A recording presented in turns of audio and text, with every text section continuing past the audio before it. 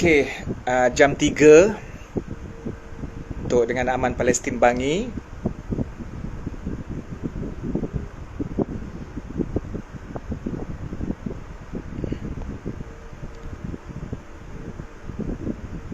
Rambut tak kena kipas dah. Siapa potong rambut ustaz? Orang lah. Siapa yang mengantuk pergi tidur. Siapa mengantuk pergi tidur. Dah pukul 3 dah. Dah pukul 3 dah. Bismillah.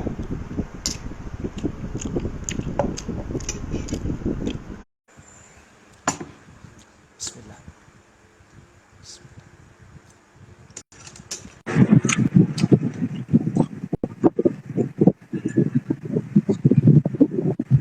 Assalamualaikum. Assalamualaikum. Assalamualaikum.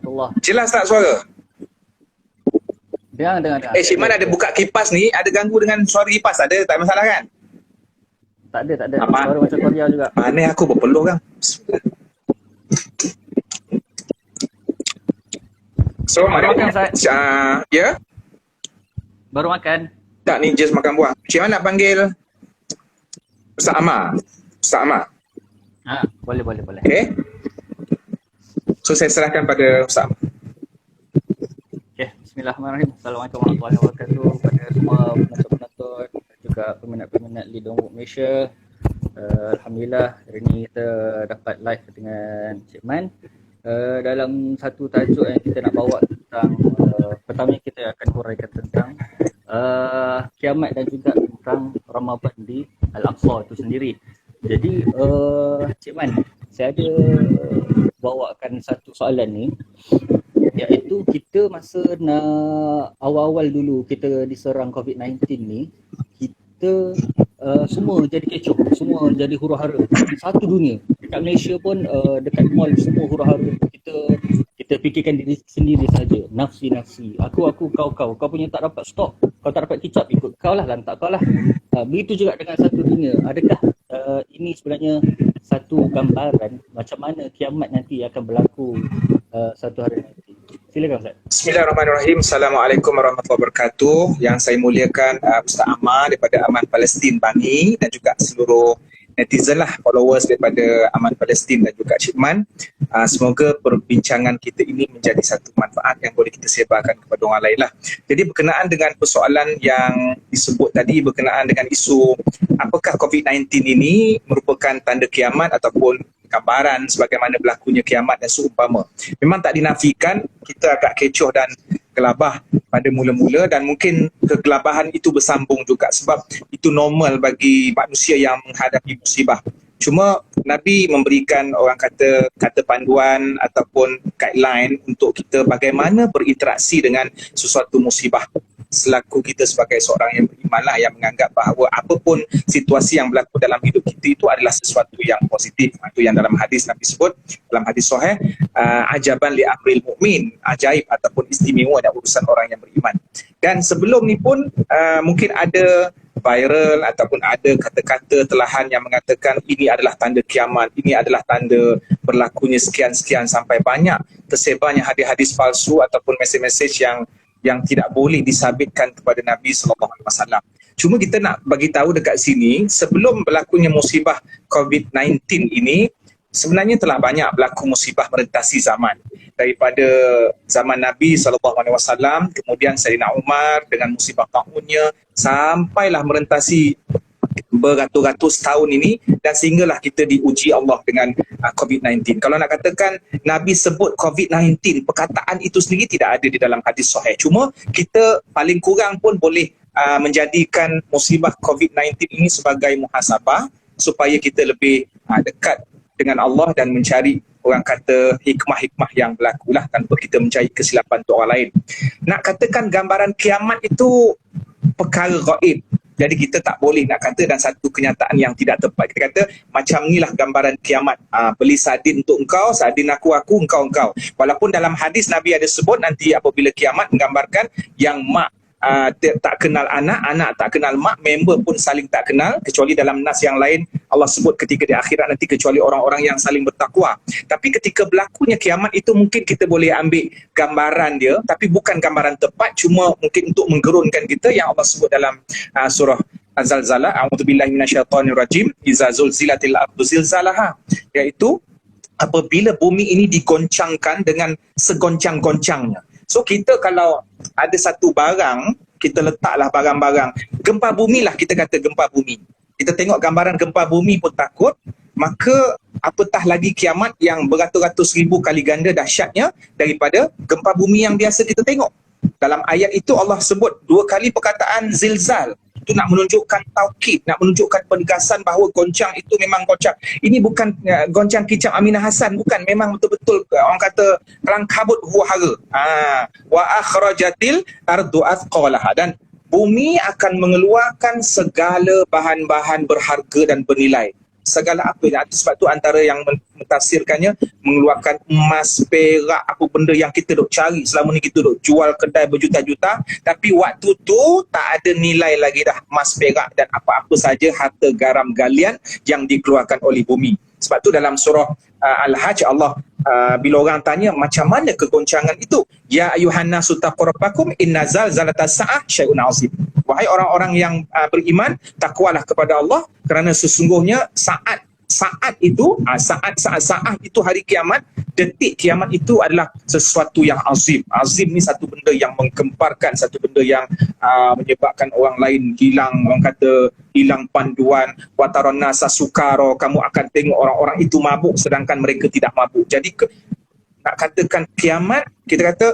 kegemparan yang kita boleh ambil muhasabah daripada kegemparan yang kecil-kecil ini pun kita dah takut. COVID-19 yang sedikit bagi nisbah Allah ini pun kita dah takut, maka apatah lagi hari kiamat yang sebenar. Yang sebelum itu didahului dengan beberapa episod Ya'juj Ma'juj drama, Ya'juj Ma'jujnya drama, Dukhannya, kemudian matahari terbit daripada sebelah baratnya, Dajjal, dan yang sewaktu dengannya, sampailah umat Islam dimatikan terus oleh dukhan ataupun oleh asap angin yang sepoi-sepoi bahasa, sebagai satu rahmat Allah tidak menyaksikan orang-orang Islam itu terhadap kegemparan yang maha dahsyat.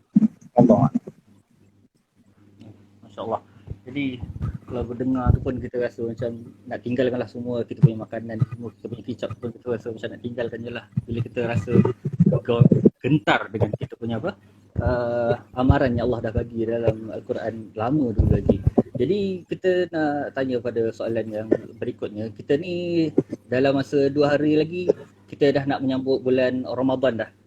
Jadi hari Jumaat ni insya-Allah kita akan sambut Ramadan. Khamis ke Jumaat Ustaz?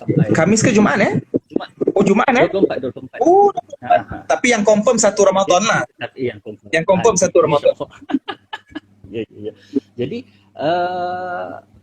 kenapa sahabat-sahabat Nabi sendiri pun tertunggu-tunggu dengan bulan Ramadan ni? Kenapa tidak dalam bulan-bulan lain tu macam kita ada fadilat dia, tapi bulan Ramadan ni kita macam terlalu tertunggu-tunggu sangat. Habis je Ramadan kita dah tertunggu Ramadan tahun depan punya. Itu kalau macam para sahabat dia sentiasa macam tu. Bila habis je Ramadan dia sedih, dia rasa rindu dah Ramadan yang berikutnya. Jadi apa sebenarnya yang special sangat dalam Ramadan ni sampai kita semua patut rasa kita tunggu?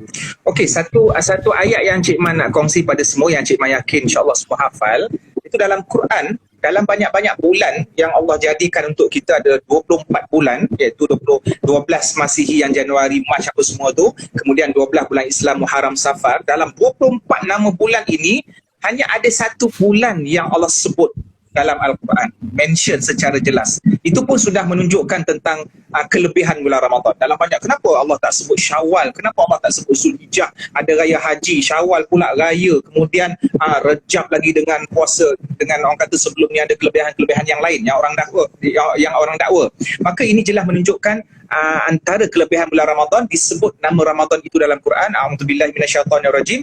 Syahrul Ramadan alladzi unzila fihi al-Quran hudal linnas wa bainatin minal huda wal furqan, iaitu bulan Ramadan, bulan yang diturunkan padanya Quran. Yang pertama sekali bulan Ramadan disebut dalam Quran, dalam Quran. Kemudian ayat yang seterusnya, pada bulan itu diturunkan Al-Quran. Dan kita pun tahu Al-Quran, orang kata kitab yang bukan orang kata, memang sistemnya itulah kitab yang terakhir, kitab yang dipelihara, tidak sebagaimana kitab-kitab yang terdahulu serahkan pada manusia, manusia selewengkan. Tapi Al-Quran ini memang Allah yang menjamin. Apapun usaha mana-mana musuh-musuh Islam ke ataupun jenis-jenis yang satu persatuan yang Musailimah Al-Kadzab untuk mencipta ayat baru, memang tak boleh buat. Kita nak katakan apa-apa sahaja yang dikaitkan dengan Al-Quran ini adalah menjadi martabat yang terbaik. Kita katakan yang ni menghafal lirik lagu, yang ni menghafal subjek biasa, yang tu menghafal subjek Inggeris, yang tu menghafal subjek sekian-sekian, yang ni menghafal Al-Quran. Semua yang menghafal ini bagus, tetapi yang menghafal Al-Quran itu lebih bagus. Kemudian Quran diturunkan pada bulan Ramadan. Maka dalam banyak-banyak bulan Ramadan itu mulia disebabkan oleh diturunkan Al-Quran. Sebab dinisbahnya berlakunya Quran itu, penurunannya pada bulan Ramadan. Kemudian pada bulan Ramadan itu juga difardukan, pada tahun kedua Hijrah difardukan berpuasa pada bulan Ramadan dengan tujuan supaya dengan puasa itu semoga kita menjadi orang yang bertakwa. Ya ayyuhalladzina amanu kutiba alaikumusiyam kama kutiba alal ladzina min qablikum la'allakum tattaqun. Kemudian banyak lagi kelebihan-kelebihan yang Allah anugerahkan kepada umat Islam dalam bulan Ramadan yang tak ada pada bulan lain, yang kita semua memang hafal tentang Lailatul Qadar. Ada surah Al-Qadr yang Allah rakamkan dalam Quran, iaitu satu malam yang lebih baik daripada 1000 bulan ataupun lebih kurang 83 tahun. Kemudian ibadah yang tidak ada pada malam yang lain kita panggil nama sebagai tarawih ataupun qiyam Ramadan. Man qama Ramadan imanan wa ihtisaban ghufira lahu ma taqaddama min zambi. Qiyam ni tiap-tiap bulan pun ada, tiap-tiap malam pun ada. Tapi dalam hadis ini Nabi bagi satu, orang kata, special. Man qama Ramadan imanan wa ihtisaban ghufira lahu ma taqaddama min zambi. Siapa yang bangun pada bulan Ramadan, malam Ramadan, qiyam Ramadan. Cuma tarawih itu istilah yang wujud kemudian lah, yang tidak ada dalam hadis yang sahih, tapi maksudnya sama, iaitu bangun pada malam Ramadan dengan keimanan. Bukan mengharapkan more, bukan mengharapkan minta 8 rakaat, imam bawalah surah 2 je, inna a'taina dengan qul huwallah, kan, siap iman dengan imam. Jadi memang mengharapkan semata-mata balasan daripada Allah, ganjaran Allah. Maka apa yang kita dapat? Ghufira lahu ma taqaddama min zambi, akan diampunkan dosa. Jadi ini menunjukkan bahawa qiyam Ramadan yang berlaku pada bulan Ramadan menjadi sumber pengampunan kepada dosa-dosa kita. Ini sebahagian kecil yang Cik Man kongsikan kepada semua tentang itulah sebabnya para ulama kita salafus soleh, kalau Ramadan nak datang sebulan sebelum tu, kalau pengalaman Cik Man di Mesir, masyarakat Arab di Mesir, mungkin yang lain ada pengalaman di negara lain, sebelum Ramadan diorang memang keluarkan satu lampu yang dipanggil fanus, lampu seperti tanglung. Kita kalau 3 hari sebelum raya, lampu untuk raya yang lilap-lilap tu, ataupun 27 Ramadan tu, malam 27 likur. Ini orang Arab Mesir mengeluarkan fanus bukan untuk Syawal tetapi untuk meraihkan Ramadan. Maka budaya ini sudah pastinya disambut turun-temurun daripada dulu, daripada ulama salafus soleh, dan adalah sejarahnya. Begitu juga dengan ulama salafus soleh, apabila dan di kalangan orang-orang yang dekat dengan Tuhannya, bila Ramadan berakhir maka mereka akan sedih. Bukan maknanya tak suka dengan hari raya tu, tetapi sedih bulan Ramadan, bulan yang orang kata satu hilang kepada pahala dan pengampunan itu akan melepas pergi, dan kita pun tak tahu kita akan dapat sambut tahun depan ke tidak. Maka ini antara punca-puncanya kenapa Ramadan ini begitu penting untuk kita, dan kenapa para ulama, orang alim ataupun orang-orang soleh di kalangan kita insya-Allah bersungguh-sungguh menghargai tetamu agung. Ya betul. Sebab itulah Nabi pun ada pesan kat kita, rugilah siapa yang keluar daripada Ramadan tu tapi dia tak dapat apa-apa, kan. Sebab memang banyak sangat apa yang Allah kurniakan dalam bulan Ramadan tu sendiri. Jadi Cik Man, kita ada awal-awal dulu ada orang tanya kepada Aman Palestin tentang kita dah kecoh tentang Makkah dengan Madinah ni, Masjid Nabawi kena tutup, Masjid Al-Haram kena tutup. Semua mula rasa macam, oi, dahsyatnya sampai Mekah dengan Madinah tutup. Jadi kecoh satu umat Islam ni. Tapi Masjid Al-Aqsa ni yang dah berpuluh-puluh tahun ni, yang dah dijajah, dah jadi macam new normal untuk orang Islam ni.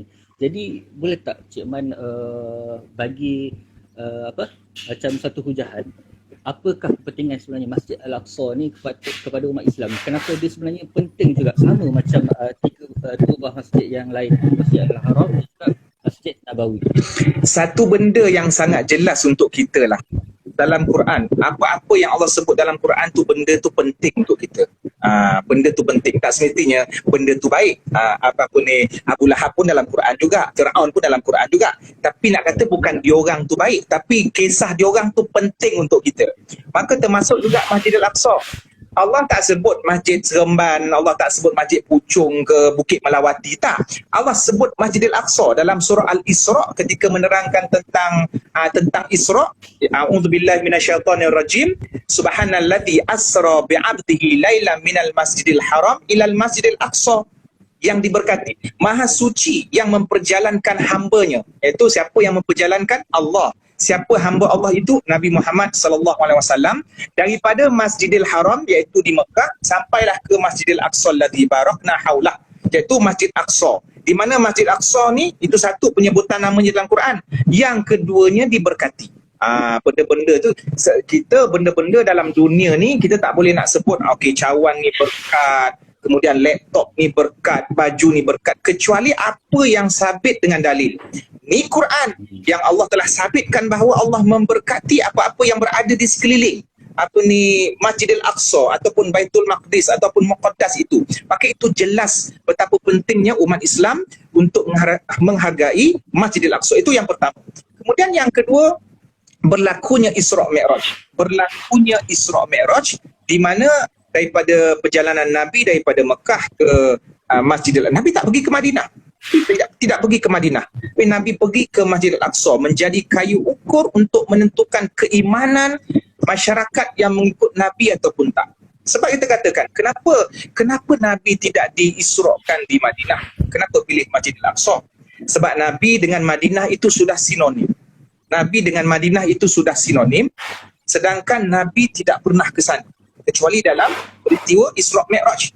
Jadi di situlah untuk membuktikan keimanan diorang ni betul-betul percaya ke tidak sebenarnya Nabi diutuskan sebagai seorang rasul.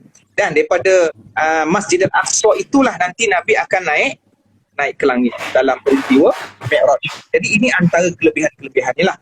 Dan kemudian dalam satu hadis Nabi sebut la tashuddu rihal illa ila talatin masjid.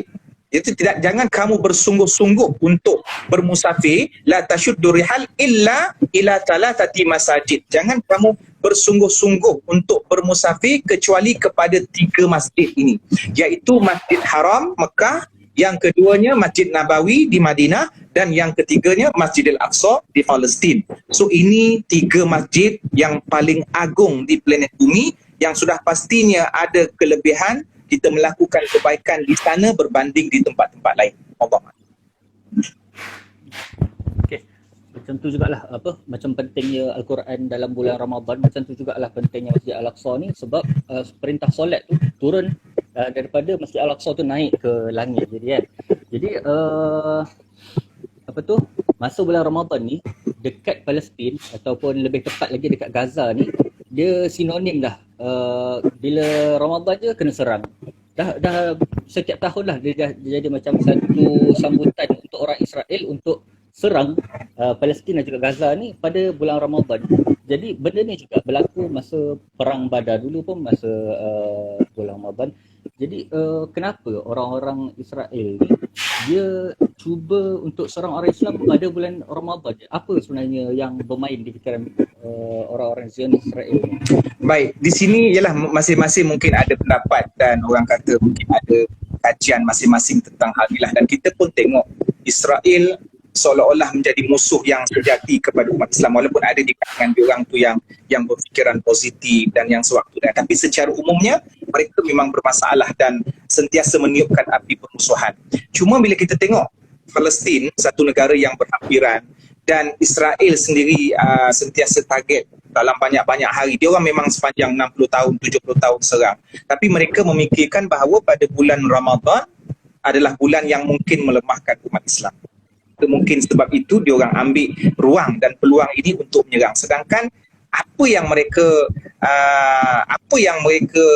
fikirkan itu satu perkara yang jauh daripada kebenaran, sebab semangat umat-umat Islam di Palestin yang mewarisi semangat keberanian. Kita ada tentera Hamas yang memang sentiasa dengan hamasahnya, yang memahami hadis-hadis Nabi, yang tak pernah tinggal semayang subuh berjemaah. Kalau kata tak pernah tinggal semayang subuh berjemaah tu, semayang lain apatah lagi, sebab memang orang kata berjihad untuk melaksanakan semayang subuh berjemaah. Jadi itu persepsi daripada Israel, itu persepsi daripada musuh Islam. Sedangkan umat Islam sendiri memang sudah mendapat orang kata latihan ataupun mendapat motivasi daripada Nabi. Bahkan Nabi sendiri pernah berperang sebanyak 2 kali peperangan di dalam bulan Ramadan, dan antara peperangan itu adalah peperangan Badar.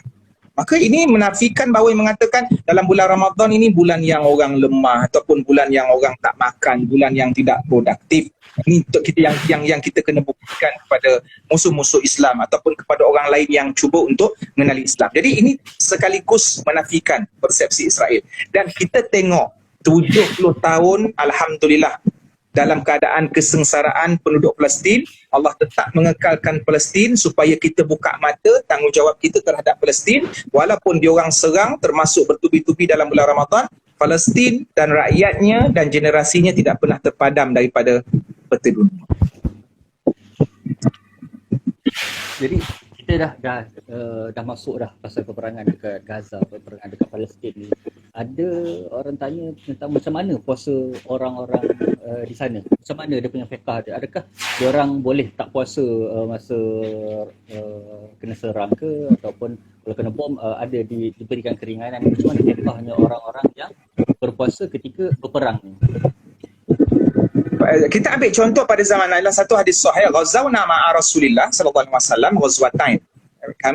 Kami berperang bersama Nabi sallallahu alaihi wasallam dalam 2 peperangan lah, iaitu yang pertamanya perang Badar dan yang keduanya Fathu Makkah. Dan kami berbuka pada kedua-dua peperangan tersebut, termasuk Nabi sallallahu alaihi wasallam. Dan ada di kalangan sahabat-sahabat yang tidak berbuka, tentera yang tidak berbuka tu Nabi kata menderhaka, dia telah menderhaka. Maknanya tak buka puasa tu derhaka. Kita dekat Malaysia ni yang bawa plastik hitam tu derhaka. Kat sana sebab apa perbezaan? Sebab perang ni untuk agama. Kalau kita kerja terlalu sibuk angkat barang pun, itu bukan jihad yang untuk menyelamatkan bumi Islam, tapi just mungkin kerja kita peribadi ataupun kita sakit pun diberikan keringanan untuk berbuka puasa. Apatah lagi benda-benda yang berkaitan dengan jihad dan melibatkan survival umat Islam, maka lebih-lebih lagi mesti berbuka puasa. Apa tujuannya? Untuk produktif, maknanya untuk memberikan tenaga. Tapi bukanlah maksudnya puasa itu menyebabkan kita lesu. Tapi pada ketika itu dalam suasana yang orang kata terhimpit, sampaikan dalam satu situasi peperangan itu Nabi terlewat. Musuh-musuh Islam melewatkan baginda dan para sahabat untuk semayang asar, untuk semayang maghrib, untuk semayang isyak. Sampaikan 3 ni Nabi lakukan pada satu waktu. Maka itu satu benda yang sangat genit. Maka sebab tu kita katakan derhaka kepada siapa yang tidak berbuka puasa. Nanti kita tak buka puasa, kalau tidak berbuka puasa, rasa letih dan seumpamanya, maka akan mengganggu konsentrasi. Tapi Nabi ganti dan para sahabat ganti selepas itu, sebab peperangan ini bukan satu benda yang permanen sampai bila-bila. Maka Nabi ganti. Maka sebab itulah terkaitnya dengan puasa pada bulan Syaban, Nabi direkodkan banyak berpuasa pada bulan Syaban berbanding bulan-bulan yang lain. Maka di situlah baginda ambil ruang untuk menggantikan puasa yang sebelum-sebelum ini Nabi buka dengan sebab-sebab yang tertentu, antaranya adalah sebab peperangan. Okay, clear Saman. Kita sekarang ni kita nak bantu, kita macam Aman Palestin pun memang bersungguh-sungguh lah, orang Malaysia semua bersungguh-sungguh nak bantu rakyat Palestin, rakyat Gaza yang tengah berperang untuk menyelamatkan tanah wakaf kita, iaitu Masjid Al-Aqsa ni sendiri. Kita memang berjuang berhabis-habisan. Antara yang kita boleh bantu adalah dari segi sudut kewangan lah. Jadi kalau kita solat dekat Masjid Al-Haram, dekat Masjid Nabawi pun digandakan berkali-ganda pahala solat tu. Kalau kita bagi derma dekat kawasan lain dan juga dekat kawasan tanah haram ini, ada beza tu kalau pahala sedekah? Secara dalil sorehnya tidak ada, tetapi mafhumnya ada. Cuma mafhum ini perkara yang boleh diperselisihkan lah. Abu Zar Al-Ghifari ada satu kali berbual ingat kenangan-kenangan dulu waktu perang semua, dan diorang pun menyebut tentang kelebihan-kelebihan lah, dan Nabi pun ada ketika itu kelebihan masjid ni, kelebihan masjid ni, kelebihan masjid ni. Dalam beberapa hadis Nabi sebut semayang di Masjid Nabawi lebih berganda-ganda berbanding semayang di masjid lain selain daripada Masjidil Haram. Dan apabila isu yang diorang bincangkan itu comparison antara Masjid Nabi dengan Masjidil Aqsa, maka Nabi sebut sembahyang di masjid aku ini maka lebih banyak ganjarannya berkali ganda daripada sembahyang di masjid itu, iaitu Masjidil Aqsa. Topik yang sedang mereka bincangkan lah. Baik, nampak dari sudut zahir hadis itu bermakna itu menerangkan tentang kelebihan Masjid Nabawi berbanding Masjidil Aqsa. Tetapi sebenarnya dia bagi kita hint, kenapa pula Nabi sebut Masjidil Aqsa? Kalau tak lebih baik Nabi kata semayang di masjid aku lebih baik daripada semayang di masjid lain. Bermakna termasuk Masjid Aqsa sama dengan Masjid Puchong, sama dengan Masjid KL. Jadi benda tu sama saja, tak ada beza. Tapi Nabi sebut dalam banyak-banyak masjid, Nabi sebut Masjid Al-Aqsa dalam hadis baginda. Ini menunjukkan Masjid Al-Aqsa ada kelebihan. Dia tak sama, maksudnya dia beza. Semayang di Masjid Nabi lebih baik daripada semayang, ada beberapa kali ganda daripada semayang di Masjidil Aqsa. Dia tak sama dengan Nabi sebut semayang di Masjid Nabi lebih baik daripada semayang di masjid-masjid yang lain. Sebab kalau Nabi sebut masjid-masjid yang lain, itu memasukkan level Masjidil Aqsa sama dengan masjid-masjid yang lain. Tapi Nabi sebut Masjidil Aqsa secara khusus spesifik sebut dalam hadis, maka ini menunjukkan pada Masjidil Aqsa ada darjat yang lebih berbanding seluruh masjid di seluruh dunia, kecuali Masjid Nabi dan Masjid Al-Haram. Dan hadis ini ditampung pula kefahamannya dengan hadis yang tadi yang Cik Man sebutkan tadi, iaitu la tasyuddu rihal, janganlah kamu bersungguh-sungguh mempersiapkan kelengkapan untuk berjalan jauh ataupun berletih-letih. Ni nak pergi sana, nak pergi negara sini, nak pergi pusat sana membeli belah, tu letih. Tak, yang paling penting kalau nak berletih-letih 3 tempat ini sahaja. So mereka saling backup each other antara hadis itu dengan hadis ini. Cuma bila kita sebut tentang sudut sedekah, maka di situ kita tengok dari segi mafhum. Tidak ada secara jelas ataupun sorek. Kalau seseorang itu melihat bahawa kelebihan ganda itu memandang kepada solat, sebab dalam hadis ini menyebut tentang solat di Masjid Nabi 4 kali ganda kelebihan daripada solat di Masjid Al-Aqsa. Kalau melihat solat itu secara khusus solat sahaja, maka solat sajalah, dia tak termasuk sedekah. Tetapi kalaulah melihat solat itu kepada amal, maka banyak lagi amal-amal yang lain yang boleh dianalogikan dengan solat, termasuk sedekah. Maka mafhum mukhalafahnya begitulah, mafhumnya begitu. Jadi kata apabila Nabi sebut sembahyang di masjidku 4 kali ganda daripada semayang di Masjidil Aqsa. Kalau kita tengok semayang tu semayang saja secara spesifik, dia tak termasuk sedekah. Tapi kalau kita kembangkan masuk semayang tu iaitu amalan, dia termasuk sedekah. Itu mafhum yang kita boleh. Cuma mafhum ni dia tidak sekuat daripada nas yang jelas. Apapun, walau bagaimanapun, sama ada ataupun tidak nasnya, seseorang yang bersedekah di Masjidil Aqsa, kita tahu, dan sedekah itu untuk memberikan survival kepada umat Islam Palestin yang memang benar-benar sedang ditindas, berbanding kita sedekah dekat tempat lain, mungkin orang tak perlukan sedekah itu, maka ganjaran daripada Allah itu lebih lagi, sebab kita membantu orang yang benar-benar dalam kesusahan. Cakap pasal sedekah ni Encik Man, kita biasa dengar soalan, kenapa nak kena tolong orang yang dekat luar negara sedangkan jiran tepi rumah pun susah. Macam mana kita nak jawab soalan-soalan yang sebegini? Menolong jiran tepi rumah ataupun menolong jiran yang jauh tidak menafikan kita menolong jiran di tepi rumah. Bahkan orang yang mengeluarkan kenyataan ini, dia patut meletakkan satu sikap dia, ada dia punya sumbangan dia untuk tolong orang sebelah rumah dan juga tolong orang yang jauh. Cuma kita takut yang mempertikaikan tolong orang yang jauh tu dengan jiran sebelah rumah pun dia tak tolong.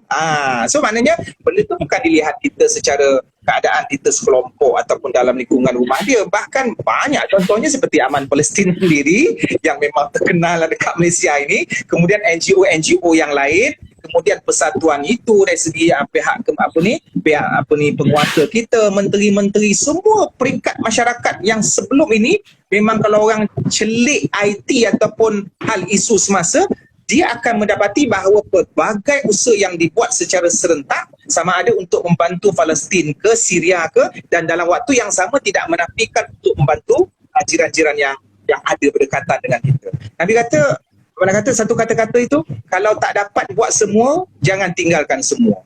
Kita katakan kita ada RM10, kan? RM10. Mungkin kita nampak RM10 ni kita nak bagi Palestin, sampaikan orang jiran sebelah, tak ada. Why not kita bagi RM8 Palestin, kemudian RM2 kepada jiran sebelah. Jadi dia kata jangan tinggalkan semua kalau kita tak dapat buat semua. Yang penting dengan wang ataupun dengan material yang kita ada itu, kita bahagikan sama rata supaya masing-masing dapat merasa lah. Ini pun nak promote sikit lah. Kita dekat aman Palestin, kita bukan tolong dekat Palestin je, kita tolong dekat Syria, kita tolong dekat Lebanon, kita tolong dekat Rohingya, kita tolong Malaysia sekalipun. Masa COVID-19 awal-awal dulu, kita yang hantar dekat semualah hospital-hospital kerajaan dekat seluruh Malaysia. Kita ada dekat semua 14 cawang itu, semua kita tolong untuk bagi bantuan tabung perwira COVID-19 tu. Mungkin apa mungkin Ustaz Ahmad boleh bacakan nombor telefon ataupun mana dia orang nak pergi laman web tu sekali lalu. Kalau mana-mana netizen ke yang rasa ringan nak menyumbang tu, boleh terus hubungi 018-290-3013 ataupun klik je profil Aman Palestin Bangi. Kita memang dah sediakan dah link untuk menyumbang. Tekan link tu terus kita boleh senang-senang mungkin menyumbang RM10, RM20, RM500. Paling-paling kurang pun kalau kita boleh bagi RM5,000, alhamdulillah lah, itu yang sebaiknya lah. Jadi okey, Cik Man, ada macam ni. Kita sekarang ni tengah hadapi satu wabak yang ada orang berpendapat ini adalah balak dari segi dosa-dosa secara kelompoknya ataupun secara keseluruhannya. Sama ada orang yang tak buat dakwah ataupun orang yang banyak berbuat dosa. Jadi boleh tak kongsikan dengan kami semua ni, apa antara amalan-amalan yang boleh dilakukan untuk mengangkat wabak ataupun bala ni daripada negara Malaysia ataupun bahkan di seluruh dunia ni? Baik. Kadang-kadang ada setengah kita yang bersikap kita lah, sebahagian daripada sikap kita yang suka mencari kesalahan orang lain ataupun suka menisbahkan sesuatu musibah itu dalam bentuk yang negatif. Contoh, ini bala berpunca daripada engkau, ini kemungkinan salah engkau salah.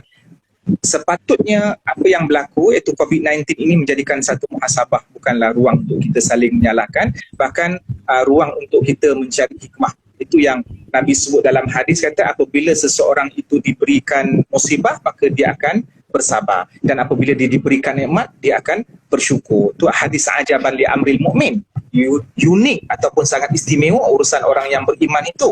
Dan setiap detik dalam hidupnya semuanya adalah positif, dan hal ini tidak berlaku kecuali pada orang yang beriman. Apabila diberikan nikmat dia bersyukur, dan apabila diberikan musibah dia bersabar. Jadi perkara pertama sekali memang menuntut kesabaran.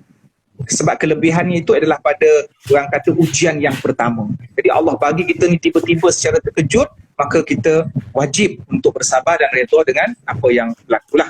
Kemudian yang kedua, dalam Quran Allah sebut wasta'inu bis sabri was salah, dan mintalah pertolongan dengan kesabaran dan juga dengan sembahyang.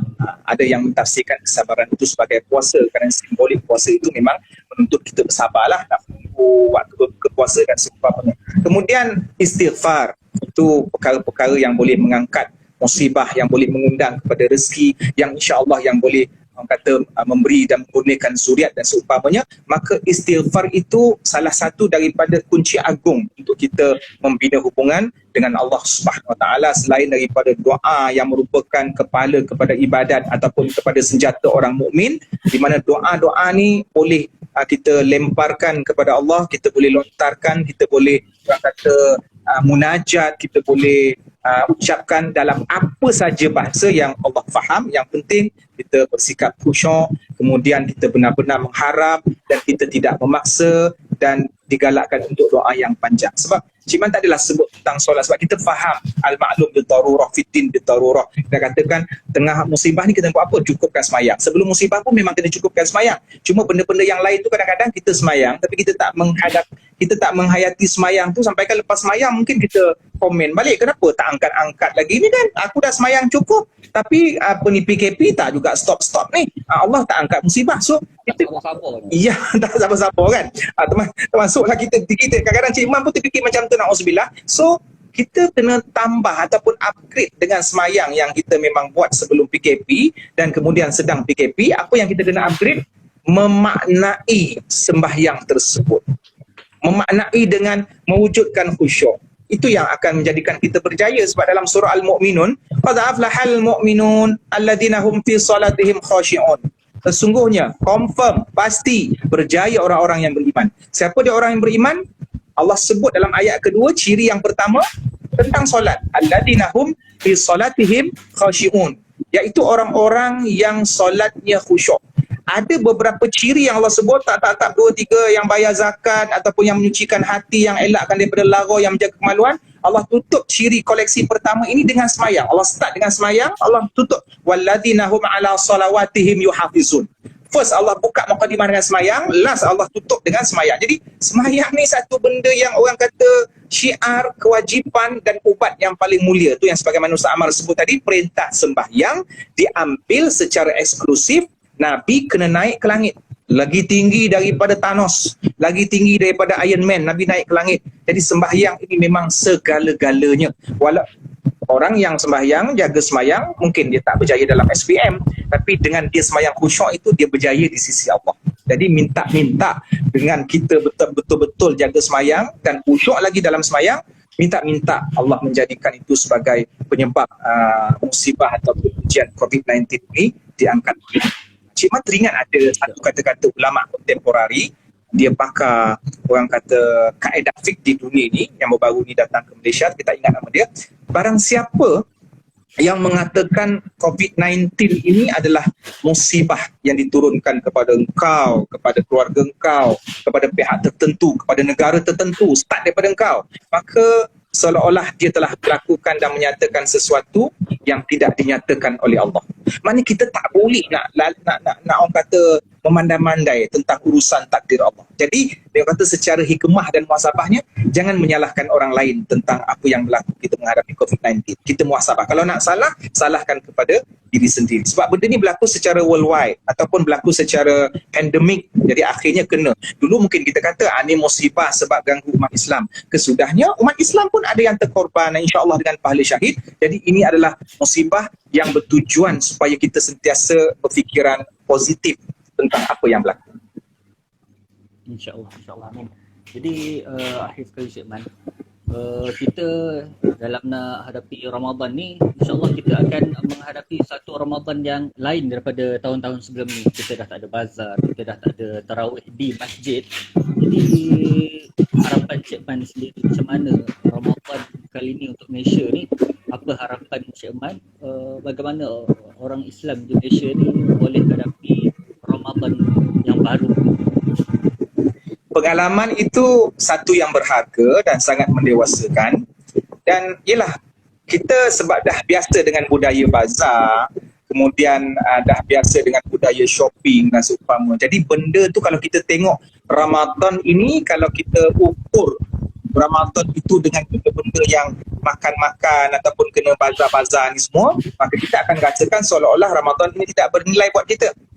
Tapi kalau kita melihat Ramadan itu sebagai sesuatu yang perlu disambut dengan hati, maknanya bila datang Ramadan ini bulan pengampunan, jadi seronok. Tak kira dah dapat pergi bazar ke tidak, tak kira dapat beli baju baru ke tidak, maka akhirnya dekat mana-mana pun Ramadan disambut, pada gurun Sahara ke, dalam hutan apa belantara ke, tengah-tengah laut ke, Ramadan pasti akan datang. Jadi janganlah risau. Mungkin ada setengah yang adik-adik kata, Ustaz, tahun ni ada bulan Ramadan tak? Bulan Ramadan tak hilang daripada kalender, memang datang.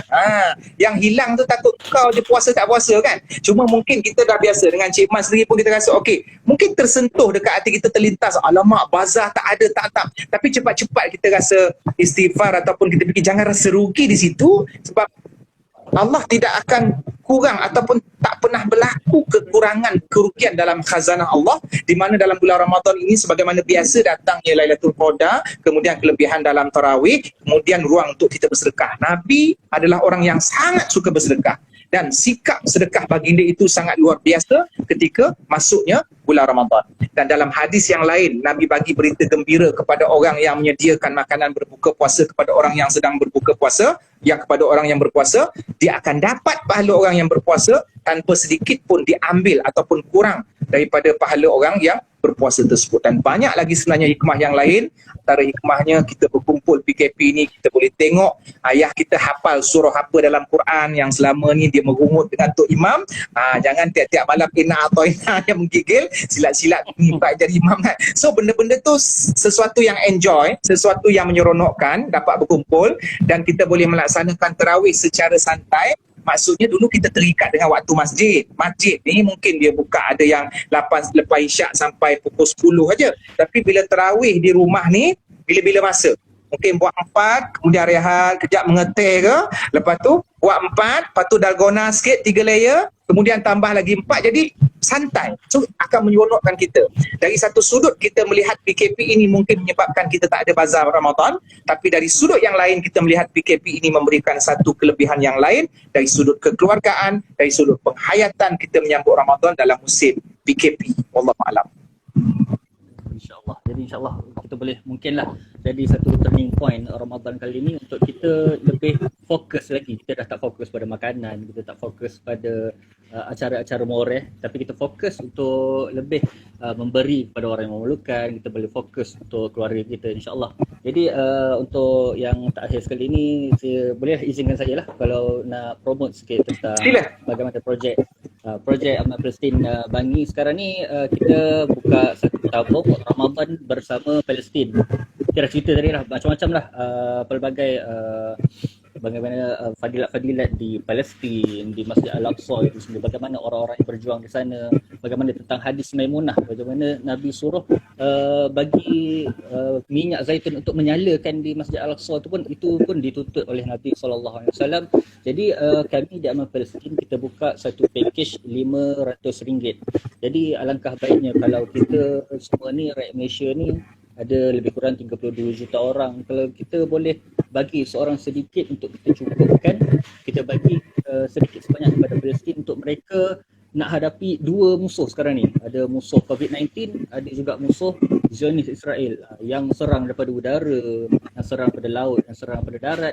Ada juga pula wabak COVID-19 yang kita tak nampak pun. Jadi mereka ni sangat terhad dia punya kemudahan. Hospital pun sangat terhad. Dan juga bekalan air bersih di Gaza itu sendiri cumalah 90% sahaja yang tidak elok. 10% saja yang boleh digunakan untuk kehidupan harian. Dan setiap hari cuma 4 hingga 6 jam elektrik sahaja. Jadi bayangkan, kita hospital di Malaysia ni 24 jam running elektrik, tapi di sana 4 ke 6 jam sahaja running elektrik tu. Jadi bayangkan macam mana mereka nak ubati pesakit-pesakit, bagaimana kes-kes urgent, bagaimana dengan serangan itu lagi. Jadi apa yang saya harapkan daripada seluruh netizen dapat kongsikan live ini, dapat kongsikan message ini untuk kita sama-sama menyumbang sedikit sebanyak, terdapat RM10, RM50, RM500, dan juga kita ada satu lagi tabung, iaitu tabung perwira COVID-19. Ini untuk frontliners di Malaysia ni lah. Kita baru-baru ni kita dengar berita ada yang tak cukup PPE, ada yang kena pakai plastik sampah. Jadi kita sama-sama kita kongsi sedikit sebanyak. Kalau hari ni kita rasa nak minum dalgona coffee, kita minum Nescafe biasa je. Duit yang nak buat dalgona coffee tu kita bagi kepada Palestin, kita bagi kepada jiran-jiran kita, kita bagi kepada perwira yang sedang bertungkus lumus, yang ada yang tak balik rumah berhari-hari. Jadi insyaAllah itu saja pesanan dari saya. Kalau yang nak menyumbang tu boleh hubungi 018-290-2013 ataupun klik saja pada profil Aman Palestin Bangi. Kat situ kita sediakan satu link Bill Please. Tekan je link tu, insyaAllah boleh terus menyumbang, tak kira berapa amount yang nak disedekahkan lah, insyaAllah. Jadi terima kasih banyak Cik Man atas perkongsian jawapan yang sangat menarik. Jadi Cik Man, macam mana Ramadan nanti, ada rancangan baru ke? Salam Squad ke apa namanya? Salam Squad setiap hari. Start besok 22 April, Astro Ceria 6 petang setiap hari Rabu. Salam Squad. Di Astro Ceria. Production kat Korea tak ada panggilan. Lidah menganjing.